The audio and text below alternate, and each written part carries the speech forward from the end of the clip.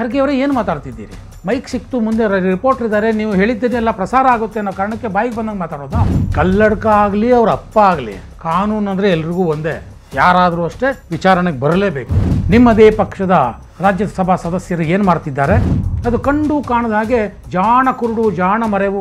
ನಿಮಗೆ ಸಂವಿಧಾನ, ಅಂಬೇಡ್ಕರ್ ಅನ್ನೋದೆಲ್ಲ ಬರೀ ಓಟು ಗಳಿಕೆಗೆ ಮಾತ್ರ. ವಕ್ಫ್ಗೆ ಆ ಪರಮಾಧಿಕಾರವನ್ನು ಅಂಬೇಡ್ಕರ್ ಕೊಟ್ಟಿದ್ರ?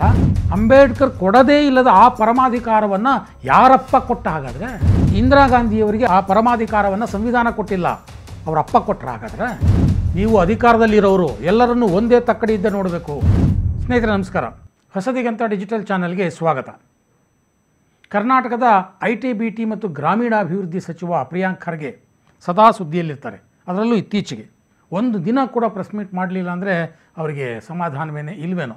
ನಿನ್ನೆ ಕೂಡ ಅವರು ಮಾಧ್ಯಮವನ್ನು ಉದ್ದೇಶಿಸಿ ಮಾತಾಡಿದ್ರು, ಹಲವಾರು ಪ್ರಶ್ನೆಗಳಿಗೆ ಉತ್ತರ ಕೊಡ್ತಾಯಿದ್ರು. ಎಂದಿನಂತೆ RSS ವಿರುದ್ಧ ತಮ್ಮ ಆಕ್ರೋಶವನ್ನು ಅವರು ಹೊರಗೆ ಹಾಕಿದ್ರು. ಈ ಸಂದರ್ಭದಲ್ಲಿ ಕಲ್ಲಡ್ಕ ಪ್ರಭಾಕರ್ ಭಟ್ ಅವರ ವಿಚಾರವೂ ಕೂಡ ಪ್ರಸ್ತಾಪ ಆಯಿತು. ಆ ಒಂದು ಪ್ರಶ್ನೆಗೆ ಅವರು ಉತ್ತರ ಕೊಡ್ತಾ ಒಂದು ಮಾತನ್ನು ಹೇಳಿದರು. ಕಲ್ಲಡ್ಕ ಆಗಲಿ ಅವ್ರ ಅಪ್ಪ ಆಗಲಿ, ಕಾನೂನು ಅಂದರೆ ಎಲ್ರಿಗೂ ಒಂದೇ. ಕಾನೂನು ಯಾರಪ್ಪಂದು ಅಲ್ಲ. ಯಾರಾದರೂ ಅಷ್ಟೇ ಕಾನೂನಿಗೆ ತಲೆ ಬಾಗಲೇಬೇಕು, ವಿಚಾರಣೆಗೆ ಬರಲೇಬೇಕು. ಒಂದು ರೀತಿ ಭಾಳ ಗಟ್ಟಿಯಾದ ಮಾತು. ಕಾನೂನಿನ ಬಗ್ಗೆ ಖರ್ಗೆ ಅವರಿಗೆ ಅದೆಂಥ ಒಂದು ಬದ್ಧತೆ, ಇಷ್ಟರ ಮಟ್ಟಿಗೆ ಗಟ್ಟಿ ಧ್ವನಿಯಲ್ಲಿ ಹೇಳಿದರು. ಯಾರವರು ಕಾನೂನಿಗಿಂತ ದೊಡ್ಡವರು? ಅವರು who is Kalladka Prabhakar Bhat? Is ಈ ಅಬೌವ್ ದ ಲಾ? ಏನು ಸಂವಿಧಾನಕ್ಕಿಂತ ದೊಡ್ಡವರಾಗ್ಬಿಟ್ರೇನ್ರಿ ಇವರೆಲ್ಲರೂ? ಸುಮ್ಮನೆ ಬಾಯಿಗೆ ಬಂದಂಗೆ ಮಾತಾಡೋಕ್ಕಾಗಲ್ಲ. ಶಾಖೆಗಳಲ್ಲಿ ಮಾತಾಡ್ದಂಗೆ ಪಬ್ಲಿಕ್ನಲ್ಲಿ ಮಾತಾಡಿದ್ರೆ ಕಾನೂನು ಪ್ರಕಾರ ಕ್ರಮ ತಗೋತೀವಿ. ಕಲ್ಲಡ್ಕ ಪ್ರಭಾಕರ್ ಇರ್ಬೋದು, ಅವ್ರ ಅಪ್ಪ ಇರ್ಬೋದು, ಕಾನೂನು ಪ್ರಕಾರ ಕ್ರಮ ತಗೋತೀವಿ. ಕಲ್ಲಡ್ಕ ಪ್ರಭಾಕರ್ ಇರ್ಬೋದು, ಅವ್ರ ಅಪ್ಪ ಇರ್ಬೋದು, ಕಾನೂನು ಪ್ರಕಾರ ಕ್ರಮ ತಗೋತೀವಿ. ಕಲ್ಲಡ್ಕ ಪ್ರಭಾಕರ್ ಇರ್ಬೋದು, ಅವ್ರ ಅಪ್ಪ ಇರ್ಬೋದು. ಖಂಡಿತ ಕಾನೂನಿಗೆ ಎಲ್ಲರೂ ತಲೆಬಾಗಲೇಬೇಕು. ಕಾನೂನು ಯಾರಪ್ಪನ ಮನೆಯೂ ಆಸ್ತಿ ಅಲ್ಲ. ಯಾರೇ ಆಗಲಿ, ಅವರ ಅಪ್ಪ ಆಗಲಿ, ಕಾನೂನಿನ ಮುಂದೆ ಎಲ್ಲರೂ ತಲೆಬಾಗಲೇಬೇಕು, ವಿಚಾರಣೆಗೆ ಬರಲೇಬೇಕು. ಕಲ್ಲಡ್ಕ ಪ್ರಭಾಕರ್ ಭಟ್ ವಿರುದ್ಧ ಒಂದು FIR ಆಗಿದೆ. ಅದಕ್ಕೆ ವಿಚಾರಣೆಗೆ ಬರಬೇಕು, ಅವರು ಬರ್ತಾರೆ. ಈ ಹಿಂದೆನೂ ಹಲವಾರು FIRಗಳು ಆಗಿತ್ತು. ರೀಸೆಂಟಾಗಿ ಅವ್ರ ವಿರುದ್ಧ ಆದಂಥ ಒಂದು FIRನ್ನು ಕೋರ್ಟೇ ಅದು ವಜಾ ಮಾಡಿತು, ಈ ಆರೋಪದಲ್ಲಿ ಹುರುಳಿಲ್ಲ ಅಂತ. ಈಗಲೂ ಒಂದು ಆರೋಪ ಮಾಡಲಾಗಿದೆ, ಪ್ರಚೋದನಕಾರಿ ಭಾಷಣ ಮಾಡಿದ್ರು ಅಂಥೇಳಿ.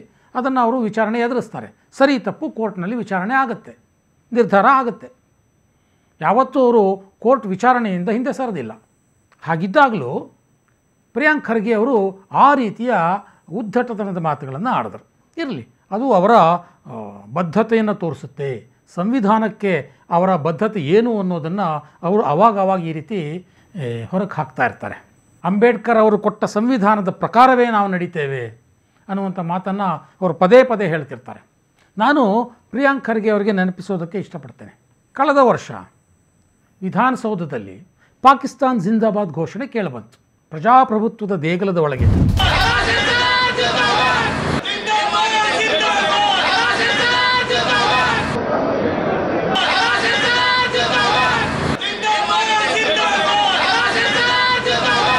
ಕಾನೂನಿನ ಅಡಿಯಲ್ಲಿ ಪೊಲೀಸ್ ಕೇಸನ್ನು ದಾಖಲು ಮಾಡಿದ್ರು. ಕೇಸ್ ದಾಖಲಾದ ನಂತರವೂ ಪ್ರಿಯಾಂಕ್ ಖರ್ಗೆ ಅವರು ನೀವೇನು ಹೇಳ್ತಾ ಇದ್ರಿ, ಪಾಕಿಸ್ತಾನ್ ಜಿಂದಾಬಾದ್ ಅಂತ ಕೂಗೇ ಇಲ್ಲ ರೀ, ಎಲ್ಲ ಸುಳ್ಳು ಆಯಿತು. FSL ರಿಪೋರ್ಟ್ ಬಂತು. FSL ರಿಪೋರ್ಟ್ ಬಂದ ನಂತರವೂ ಯಾವ FSL ರಿಪೋರ್ಟ್ ಬಂದೇ ಇಲ್ಲ ಅನ್ನುವಂಥ ಸುಳ್ಳುಗಳನ್ನು ನೀವೇ ಹೇಳಿದ್ರು. FSL ರಿಪೋರ್ಟಲ್ಲಿ ಪಾಕಿಸ್ತಾನ್ ಜಿಂದಾಬಾದ್ ಅಂತ ಕೂಗಿರೋದು ನಿಜ ಅನ್ನೋದು ಪತ್ತೆ ಆಯಿತು. ನಾಸಿರ್ ಹುಸೇನ್ ಅವರಿಗೆ ನೋಟಿಸ್ ಹೋಯಿತು. ನಾಸಿರ್ ಹುಸೇನ್ ಕರ್ನಾಟಕದ ರಾಜ್ಯಸಭಾ ಸದಸ್ಯ. ಅವರು ರಾಜ್ಯಸಭಾ ಚುನಾವಣೆಯಲ್ಲಿ ಗೆದ್ದ ದಿನವೇ ವಿಜಯೋತ್ಸವದ ಸಂದರ್ಭದಲ್ಲಿ ಅವತ್ತು ಪಾಕಿಸ್ತಾನ್ ಜಿಂದಾಬಾದ್ ಅನ್ನುವಂಥ ಘೋಷಣೆ ಕೇಳಿಬಂದಿದ್ದು ವಿಧಾನಸೌಧದ ಒಳಗೆ, ಕಾರಿಡಾರ್ ಒಳಗೆ. ಸೊ ಈ ಸಂಬಂಧ ವಿಚಾರಣೆಗೆ ಬನ್ನಿ ಅಂತ 10 ಬಾರಿ ನೋಟಿಸ್ ಹೋಗಿದೆ ನಾಸಿರ್ ಹುಸೇನ್ ಅವರಿಗೆ. ಒಂದು ವಿಚಾರಣೆಗಾದರೂ ಹಾಜರಾಗಿದ್ದಾರಾ ನಾಸಿರ್ ಹುಸೇನ್? ಮಿಸ್ಟರ್ ನಾಸಿರ್ ಹುಸೇನ್, ಕಾನೂನು ನಿಮ್ಮ ಅಪ್ಪಂದಲ್ಲ, ಬಂದು ವಿಚಾರಣೆಗೆ ಹಾಜರಾಗು ಅಂತ ಯಾವತ್ತಾದರೂ ಹೇಳಿದ್ರ ಪ್ರಿಯಾಂಕ್ ಖರ್ಗೆ ಅವರೇ? ಕಾನೂನು ಎಲ್ಲರಿಗಿಂತ ದೊಡ್ಡದು ಅಂತ ಬೇರೆಯವರಿಗೆ ಭಾಷಣ ಬಿಗಿತೀರಲ್ಲ. ನಿಮ್ಮದೇ ಪಕ್ಷದ ರಾಜ್ಯಸಭಾ ಸದಸ್ಯರು ಏನು ಮಾಡ್ತಿದ್ದಾರೆ? ಅವರೇನು ಕಾನೂನಿಗಿನ್ನ ದೊಡ್ಡವರ? ಅವ್ರಿಗೆ ಯಾಕೆ ಈ ಮಾತನ್ನು ನೀವು ಹೇಳೋದಿಲ್ಲ? ಅದು ಕಂಡು ಕಾಣದ ಹಾಗೆ ಜಾಣ ಕುರುಡು ಜಾಣ ಮರೆವು. ಸುಮ್ಮನಿದ್ದು ಬಿಡ್ತೀರ. ನೋಡಿ, ನಿಮ್ಮ ಸಂವಿಧಾನ ಬದ್ಧತೆ, ಅಂಬೇಡ್ಕರ್ ಹೇಳಿದ ಸಂವಿಧಾನ, ಅಂಬೇಡ್ಕರ್ ಕೊಟ್ಟ ಸಂವಿಧಾನ ಅಂತ ಪದೇ ಪದೇ ಹೇಳ್ತೀರಲ್ಲ, ನಿಮ್ಮ ನಾಸಿರ್ ಹುಸೇನ್ ಅಂಬೇಡ್ಕರ್ ಕೊಟ್ಟ ಸಂವಿಧಾನಕ್ಕೆ ಯಾವ ರೀತಿ ಗೌರವ ಕೊಡ್ತಾ ಇದ್ದಾರೆ ನಿಮಗೆ ಅದು ಕಾಣಿಸೋದೇ ಇಲ್ಲ. ಕಳೆದ ತಿಂಗಳು ಅಥವಾ 2 ತಿಂಗಳ ಹಿಂದೆ ಚಿತ್ತಾಪುರದಲ್ಲಿ ಹಿಂದೆ ನಡೆದಂಥ ಒಂದು ಗಲಭೆ ವಿಚಾರದಲ್ಲಿ ಆ ಕೇಸ್ಗಳನ್ನು ವಾಪಸ್ ತಗೊಂಡ್ರಿ. ಸರ್ಕಾರದ ಮೇಲೆ ಒತ್ತಡ ಹೇರಿ ಆ ಕೇಸ್ಗಳನ್ನು ವಾಪಸ್ ತಗೊಳ್ಳೋ ಹಾಗೆ ಮಾಡಿದ್ರಿ. ಪೊಲೀಸ್ ಸ್ಟೇಷನ್ ಮೇಲೆ ಕಲ್ಲು ತೂರಾಟ ಮಾಡಿದ ಕೇಸ್ ಅದು. ಹಲವು ಮುಸ್ಲಿಂ ಮತಾಂಧ ಯುವಕರು ಅರೆಸ್ಟ್ ಆಗಿದ್ದರು. ಅವರೇನು ಕಾನೂನಿಗಿಂತ ದೊಡ್ಡವರ? ಅಲ್ಲಿನ ಪೊಲೀಸ್ನವರು ನ್ಯಾಯಯುತವಾಗಿ ಅವ್ರ ಮೇಲೆ FIR ಹಾಕಿದ್ರು ತಾನೆ. ಅದನ್ನು ಇಲ್ಲ ಸಲ್ಲದ ನೆಪ ಹೇಳಿ ವಾಪಸ್ ತಗೊಂಡ್ರಲ್ಲ. ಇದೇನಾ ನೀವು ಅಂಬೇಡ್ಕರ್ ಕೊಟ್ಟ ಸಂವಿಧಾನಕ್ಕೆ ಕೊಡುವಂಥ ಗೌರವ? ನಿಮಗೆ ಸಂವಿಧಾನ, ಅಂಬೇಡ್ಕರ್ ಅನ್ನೋದೆಲ್ಲ ಬರೀ ಓಟು ಗಳಿಕೆಗೆ ಮಾತ್ರ. ಇದಕ್ಕೆ ಇನ್ನೊಂದು ಸ್ಪಷ್ಟವಾದ ಉದಾಹರಣೆಯನ್ನು ನಾನು ಕೊಡ್ತೇನೆ. ಕಳೆದ ವರ್ಷ ಉತ್ತರ ಕರ್ನಾಟಕದ ರೈತರು ರಾತ್ರೋರಾತ್ರಿ ತಮ್ಮ ಜಮೀನನ್ನು ಕಳ್ಕೊಳ್ಳುವಂಥ ಆತಂಕ ಎದುರಿಸ್ಬಿಟ್ರಲ್ಲ, ಅವರ ನಿದ್ದೆಯನ್ನು ಹಾಳು ಮಾಡಿಬಿಟ್ರಲ್ಲ 15 ದಿನಗಳ ಕಾಲ. ರಾತ್ರೋರಾತ್ರಿ ಅವರ ಪಹಣಿ ಪತ್ರದಲ್ಲಿ ವಕ್ಫ್ ಹೆಸರು ಬಂದುಬಿಡ್ತಲ್ಲ. ವಕ್ಫ್ಗೆ ಆ ಪರಮಾಧಿಕಾರವನ್ನು ಅಂಬೇಡ್ಕರ್ ಕೊಟ್ಟಿದ್ರಾ? ಅದು ಸಂವಿಧಾನದಲ್ಲಿತ್ತ? ಅಂಬೇಡ್ಕರ್ ಕೊಟ್ಟ ಸಂವಿಧಾನದಲ್ಲಿತ್ತ? ಅಂಬೇಡ್ಕರ್ ಕೊಡದೇ ಇಲ್ಲದ ಆ ಪರಮಾಧಿಕಾರವನ್ನು ಯಾರಪ್ಪ ಕೊಟ್ಟ? ಹಾಗಾದರೆ ವಕ್ಫ್ಗೆ ಉತ್ತರ ಕೊಡಬೇಕಲ್ವ ನೀವು? ಪಾಪ ಆ ರೈತರು ರಾತ್ರೋರಾತ್ರಿ ಕಂಗಾಲಾಗ್ಬಿಟ್ರು. ಅಧಿಕಾರಿಗಳ ಹತ್ರ ಹೋದರೆ ಕಾನೂನು ಹಾಗೆ ಇದೆ ಅಂತಾರೆ. ಅಂಬೇಡ್ಕರ್ ಕೊಟ್ಟಿದ್ದ ಕಾನೂನಲ್ಲ ಅದು. ಕಂಡಿದ್ದೆಲ್ಲ ನಂದೇ ಅನ್ನುವಂಥದ್ದು ಆಸ್ತಿ.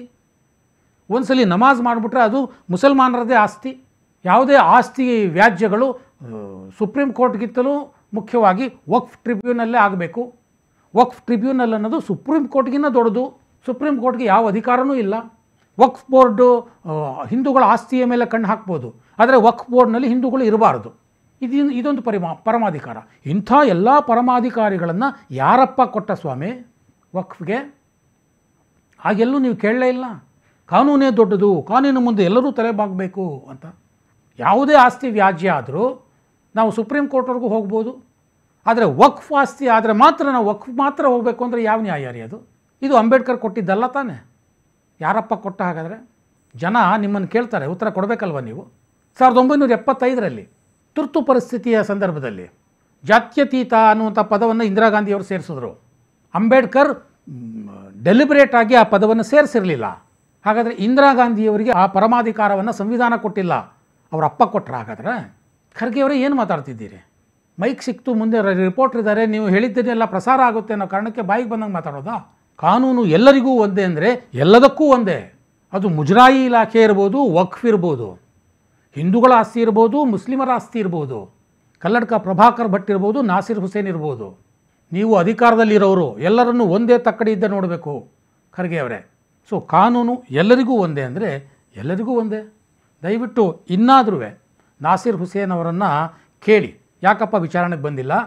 ಕಾನೂನು ಎಲ್ರಿಗೂ ಒಂದೇ, ನೀನಾದರೂ ಅಷ್ಟೇ, ನಿಮ್ಮಪ್ಪ ಆದರೂ ಅಷ್ಟೇ, ಬಂದು ವಿಚಾರಣೆ ಎದುರಿಸು ಅಂತ ನಿಮ್ಮದೇ ಪಕ್ಷದ ನಾಸಿರ್ ಹುಸೇನ್ಗೆ ಯಾವಾಗ ಹೇಳ್ತಿರೋ ಆಗ ಈ ನಿಮ್ಮ ಎಲ್ಲ ಮಾತುಗಳಿಗೆ ಬೆಲೆ ಬರುತ್ತೆ.